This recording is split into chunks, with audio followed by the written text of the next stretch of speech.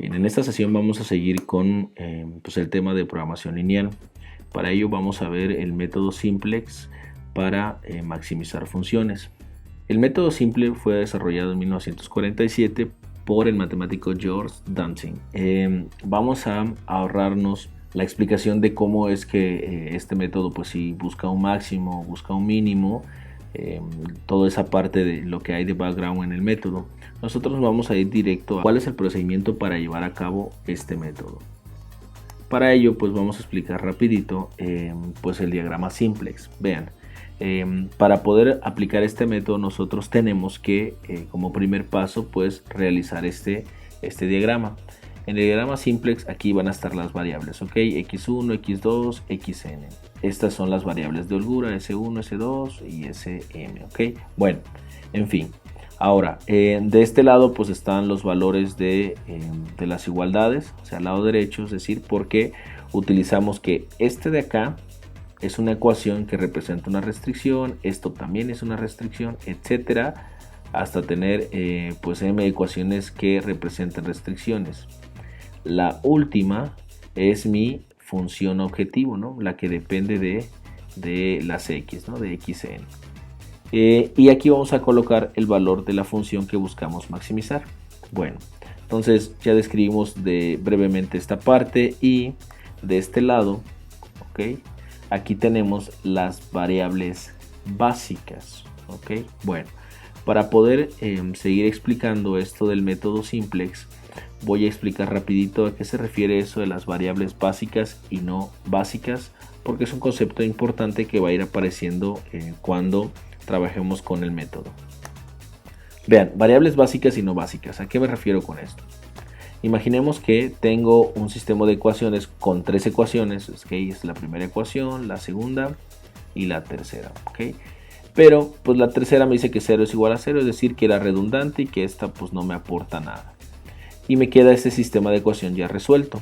Y entonces, vean, tengo un sistema de ecuaciones que puede quedar pues una solución en función de otra, es decir, que tiene pues soluciones infinitas, ¿no? Por ejemplo, si despejo a x2, dice x2 va a ser 1 menos 3x3, ¿ok? Y si despejo a x1, pues x1 aquí arriba va a quedar que x1 es igual a 3 menos x2. Pero yo ya conozco cuánto vale x2, entonces diré que es 3 menos 1 menos 3x3, ¿ok? ¿Cuál sería el valor de x1? Bueno, x1 pues tendría el valor de 2 más 3x3, ¿ok? Bueno, entonces x1 y x2 están en función de ¿quién? De x3. Entonces cuando pase eso nosotros vamos a decir que estas son las básicas, ok, y esto podemos decir que son las no básicas. Esta puede tomar para este sistema, ok, todos los números reales y estamos en el pues estamos en el espacio de los números reales. Bueno, pues más o menos esto es a lo que nos referimos con básicas y no básicas. ¿Cuáles son las importantes aquí en el sistema de ecuaciones o las soluciones que estamos encontrando? Y las otras son pues en función de quién la estamos encontrando. Bien, ahora pues para poder trabajar el método simplex vamos a hacerlo paso a paso con un ejemplo. Me dice ejemplo número 1. Maximice la función que está obviamente en función de x1, x2 y es igual a 500x1 más 300x2. Estas son mis restricciones, nada más tengo la restricción 1 y la restricción 2. Para maximizar, pues ya habíamos comentado en el video pasado que x1 y x2 tienen que ser mayor o igual a 0. ¿Ok? Ahora, ¿qué es lo primero que tengo que hacer? Es convertir estas restricciones en igualdades y eso pues se hace agregando las variables de holgura. Entonces quiere decir que para la primera restricción nosotros vamos a agregar la variable de holgura S1 y para la segunda S2. Entonces a esta le vamos a agregar la variable de holgura S1 y a esta la variable de holgura S2. Eso ya lo habíamos platicado y decíamos que por cada restricción pues se agrega una variable de holgura.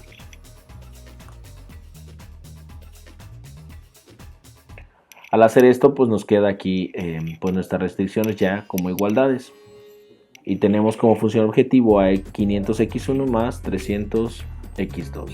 Ahora, si nosotros viéramos a este sistema de ecuaciones de dos incógnitas y agregando las variables S1 y S2, pues se convierte en un sistema de ecuaciones de 4 incógnitas, ¿ok? Con 3 ecuaciones. Nosotros podríamos hacer un arreglo matricial o verlo como matrices, donde pues si hago una matriz tendré a la variable x1, a la variable x2, a la variable S1, S2 y este lado que le llamo Bn, pues bueno, son los valores del lado derecho de la igualdad. Voy a colocar a la primera ecuación. Esta ecuación corresponde a la primera restricción y estos son mis coeficientes: 20x1 más 10x2 más S1 más 0S2, porque no hay S2, es igual a 1000. Si hago lo mismo con la restricción número 2, pues me queda 3x1 más 3x2 más 0S1 más 1S2 es igual a 180. Y si por último coloco la función objetivo, me queda así. Obviamente pues no tiene ni S1 ni S2, por eso le pongo 0 y 0. ¿Okay? Bueno, pues al hacer este arreglo matricial es lo mismo o muy parecido a lo que viene a representar el diagrama inicial de simplex, que es lo que ya habíamos explicado. ¿Okay? Si se dan cuenta, estas son las variables, los coeficientes y cada una de las ecuaciones. Si veo mi diagrama simplex inicial, entonces queda así. ¿Ok? Tendría x1, x2, s1, s2 y listo. Yo voy a empezar, siempre empiezo como esto de acá, que son mis variables básicas. Las del lado derecho son básicas, ¿ok? Esas, conforme el procedimiento que explique de simplex, van a ir cambiando, ¿ok? Si es el caso. Y acá le coloqué a f. Vean, esto no lo habíamos hecho. F, ¿por qué? Porque es el valor que va a adquirir la función, ¿ok? El valor que va a adquirir la función cuando nosotros maximicemos esa misma función. Bien, ahora, ¿qué sigue? El segundo paso es el pivoteo. ¿Qué es pivotear? Bueno, es encontrar un pivote que nos va a servir para las operaciones de renglón. ¿Y cómo voy a hacer eso? Primero, para poder pivotear me voy a fijar que estos valores, estos de acá, deben de ser positivos. A eso le voy a llamar indicadores. Y esos indicadores deben de ser positivos, ¿ok?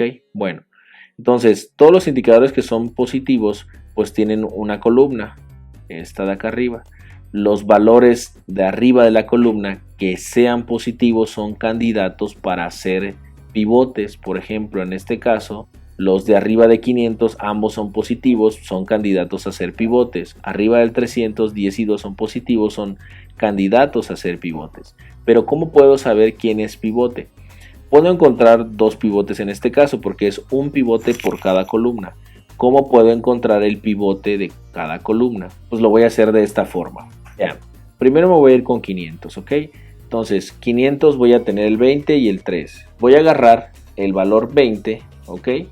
Y voy a agarrar el valor de acá que es 1000. Y entonces voy a agarrar y voy a dividir que es 1000 entre 20. O sea, siempre divido esto entre esto. Me da 50. Ahora voy a dividir el 180 entre 3. Me da 60. Después de haber hecho los cocientes, lo que nosotros verificamos pues es quién es menor. 50 es menor que 60. El pivote es el que pues está justamente en el cociente de 50. Para eso pues el número que usé fue el 20, ¿no? Entonces ese es mi pivote de esa columna. Así que mi pivote será el número 20, ¿ok? Bueno, si quiero calcular pues el pivote de la otra columna, porque sí lo puedo hacer porque este es un indicador positivo, es 300. Entonces puedo hacer lo mismo para 10 y 2. Vamos a hacerlo para que veamos cómo queda. Entonces divido 1000 entre el número que es 10.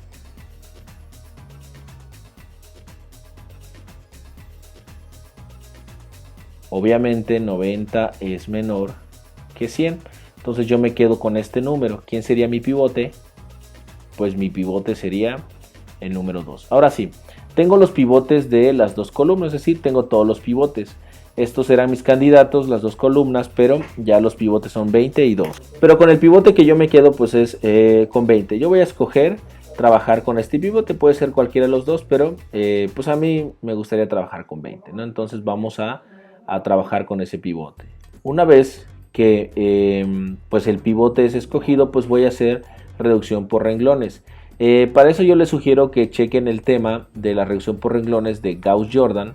Voy a dejar aquí el video sugerido si no lo han revisado, y ahí explico las reglas de cómo ir haciendo las operaciones de renglón. Si tienen alguna duda, pues ahí hay varios videos donde explico diferentes ejemplos de las operaciones por renglones con Gauss-Jordan, y eso es lo que vamos a usar aquí. Entonces la primera operación de renglón que voy a hacer es, tengo que hacer los pivotes siempre 1. Entonces mi pivote es 20, voy a agarrar al renglón 1 y lo voy a dividir sobre 20, pero voy a hacer todo eso, es decir, todo el renglón, dividirlo sobre 20, y eso lo voy a sustituir otra vez en el renglón 1. Entonces la matriz va a cambiar. Bueno, al aplicar la reducción por renglones, pues en mi diagrama simplex me va a quedar esto, nada más afecte el primer renglón. Acuérdense que esto es x1, x2, esto es s1 y s2, ¿ok? Y aquí teníamos como variables básicas a S1 y S2, pero como agarré, ok, este valor que pertenece a X1 en el renglón 1, entonces yo voy a cambiar. S1 se va a cambiar por la variable X1. Eso quiere decir que ahora mi variable básica es X1 y no S1, ¿va? Entonces hacemos ese cambio y mi diagrama simplex queda así. Vean que aquí queda la función f menos 0 porque el valor de acá pues da 0, ¿ok? Ahora, ¿qué necesito hacer? La reducción por renglones me dice que primero el pivote es 1 y todo lo que está abajo del 1 debe de ser 0. En este caso, pues nosotros tenemos al 3 abajo y al 500, entonces este debe ser 0 y este debe ser 0. Entonces las operaciones por renglón son, vamos a trabajar en este renglón, es el renglón 2, menos este valor, que son 3 veces el renglón 1, que es el pivote, y eso lo voy a sustituir en el renglón 2. Luego el renglón 3, siempre utilizo el negativo de acá, es decir, menos 500 y por el pivote, y eso lo sustituyo en el renglón 3. Hagamos esa operación entonces, ustedes tómense el tiempo para efectuar esa operación. A todo el renglón 2 le van a restar 3 veces el renglón 1, etcétera, etcétera. Bien, resultados de la operación de renglón es esta, ¿ok? Y ya acabé, tengo el pivote, ¿ok? Y abajo tengo 0 y 0. Ahora, vamos a buscar un nuevo pivote. Vean que en mis indicadores, si es 0, ya no lo utilizo, y el único indicador positivo es el de 50, el de acá no, es menos 25. Entonces, el único indicador es el de 50. Quiere decir que voy a trabajar con esta columna y voy a entonces saber cuál es de los dos es pivote, si el 1/2 de esta fila o el 1/2 de la fila de abajo. Para eso ustedes ya saben hacerlo, tendré que dividir 50 entre 1/2 y tendré que dividir 30 entre 1/2. Eso me da que uno es 100 y el otro es 60, entonces me quedo con este que es menor. Así que mi pivote va a ser 1/2, pero este de acá, ¿ok? Bueno, ese va a ser mi nuevo pivote, pues ahora trabajemos con ese pivote. Entonces, para trabajar con este pivote en operación de renglón, acuérdense que el pivote no es 1, entonces lo tengo que convertir 1 y voy a agarrar todo el renglón 2, lo voy a dividir entre 1/2 o multiplicarlo por 2, da lo mismo, ¿no? Y lo voy a sustituir ahora en el renglón 2. Bien, ahora al hacer la operación de renglón para convertir el pivote en 1, pues ya vemos que esto se convierte en 1. Ahora necesito hacer 0 esto y 0 esto. Para eso mis operaciones de renglón son, voy a trabajar en el renglón 1, que es este, y siempre va a ser renglón 1 y va a ser el negativo del coeficiente, que es menos 1/2 por el pivote. Ahora mi pivote es el renglón 2 y lo sustituyo en el renglón 1. Ahora estoy en el renglón 3 aquí y va a ser renglón 3, el negativo de este coeficiente va a ser menos 50 por el pivote R2 y lo sustituyo en R3 y listo. Hagamos esas operaciones entonces por renglón. No se olviden, ahora como yo hice el cambio de aquí tengo a X1 y aquí tengo a S2 y aquí ahora tengo a S1 y a X2, como agarré este pivote, okay, este pivote que es pues x2 en esta fila, entonces esta deja de ser una variable básica y ahora se convierte x2 en la variable básica y S2 se viene para acá. Ok, bueno, entonces ese cambio hay que irlo trabajando, por favor no se olviden, a mí ya se me estaba aquí olvidando, pero no lo pasemos por alto. Y aquí tenemos ya los resultados finales. ¿Cómo sé que ya son los resultados finales? Bueno, porque aquí mis indicadores pues ya son ceros, ok, y acá también ya es 0 y aquí también ya es 0. Entonces, ¿qué solución me arroja? Me arroja para esta, ok, para esta fila la variable básica es x1, entonces x1 es igual a ¿quién? Acuérdense que esto era lo que estaba después del igual. x1 es igual a 20. Mi variable básica es x2 y x2 es igual a 60. Esos valores de x1 y x2 van a maximizar mi función. ¿Y cuánto va a ser mi función? Bueno, vean, en el último tengo f menos 28.000. Eso quiere decir que f es igual a 28.000. ¿Ok?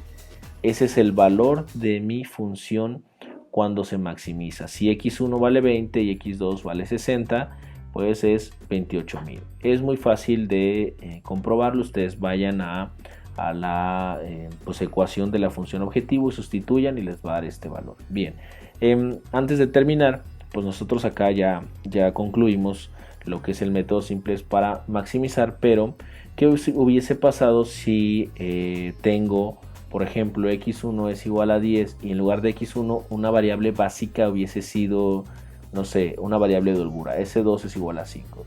Quiere decir entonces que las soluciones hubiesen sido x1 igual a 10 y x2 es igual a 0, ¿ok? Todo lo que no sea variable básica vale 0. Entonces, ¿y cómo se interpreta la variable holgura? Bueno, que tenemos una variable holgura de 5, ¿va? Pero lo que me interesa es que ustedes puedan ver esto. Cuando tengan este caso, pues lo único que adquieren valor son las variables básicas y todo lo que no sea básico, pues es igual a 0. Bien, espero les haya servido este video del método simplex. Vamos a continuar resolviendo más ejercicios, algunos problemas que involucren algún texto donde tengamos que sacar tanto la ecuación objetivo como las desigualdades. Nos vemos en el siguiente video. Muchas gracias, no olviden, si tienen preguntas pues me pueden escribir a este canal.